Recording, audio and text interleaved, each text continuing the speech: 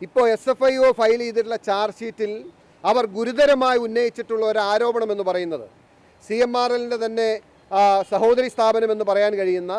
കരിമണൽ കർത്തയുടെ ഭാര്യയുടെ നേതൃത്വം നൽകുന്ന എംപവർ ഇന്ത്യ എന്ന് പറയുന്ന കമ്പനി വീണ വിജയന് നൽകിയ കോടിക്കണക്കിന് രൂപ അത് കടമായി നൽകിയതാണ് എന്ന് കടലാസിൽ കുറിക്കുകയും പിന്നീട് ആ പണം തിരിച്ചടച്ചതായി കടലാസിൽ കുറിക്കുകയും എന്നാൽ അങ്ങനെയൊരു പണം കൊടുത്തതല്ലാതെ തിരിച്ചു വന്നിട്ടില്ല എന്ന് SFIO കണ്ടെത്തുകയും സ്വാഭാവികമായിട്ടും ആ നിലയിൽ വാങ്ങിയ പണം ഇവർ പറഞ്ഞ രണ്ട് കമ്പനികൾ തമ്മിലുള്ള കരാറിൻ്റെ ഇടപാടിലാണെന്ന് പറയാൻ കഴിയില്ലോ. അപ്പോൾ CPMൻ്റെ വാദം മുഴുവനായി അംഗീകരിച്ചാലും ഈ എംപവർ ഇന്ത്യയിൽ നിന്നും വാങ്ങിയ പണം അഴിമതി പണമാണ് എന്നതെങ്കിലും കുറഞ്ഞ പക്ഷം CPM അംഗീകരിക്കേണ്ടി വരും. SFIO ചാർജ് ഷീറ്റ് പ്രകാരം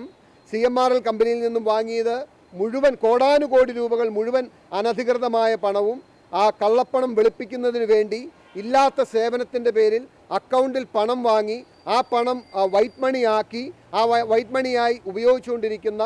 മുഖ്യമന്ത്രിയുടെ മകളെയാണ് നമ്മൾ കാണുന്നത്. ഇനി അതെല്ലാം യഥാർത്ഥത്തിൽ വാങ്ങിയതാണെന്ന് കൂട്ടിയാലും എംപവർ ഇന്ത്യയിൽ നിന്നും വാങ്ങിയ പണം കടമായി വാങ്ങിയെന്ന് കാണിച്ച് സ്വീകരിച്ച പണം തിരിച്ചടച്ചിട്ടില്ല എന്നും കൃത്രിമമായി അത് തിരിച്ചടച്ചു എന്ന് രേഖയുണ്ടാക്കിയെന്ന് പറയുമ്പോൾ ആ പണത്തെ ആ കോടികളെ CPM ഏത് കോളത്തിലിട്ട് ഏത് ഗണത്തിൽപ്പെടുത്തി ന്യായീകരിക്കുമെന്ന ചോദ്യം കേരളത്തിൻ്റെ പൊതുസമൂഹത്തിന് വേണ്ടി ഉന്നയിക്കാൻ ഞാൻ ആഗ്രഹിക്കുകയാണ്.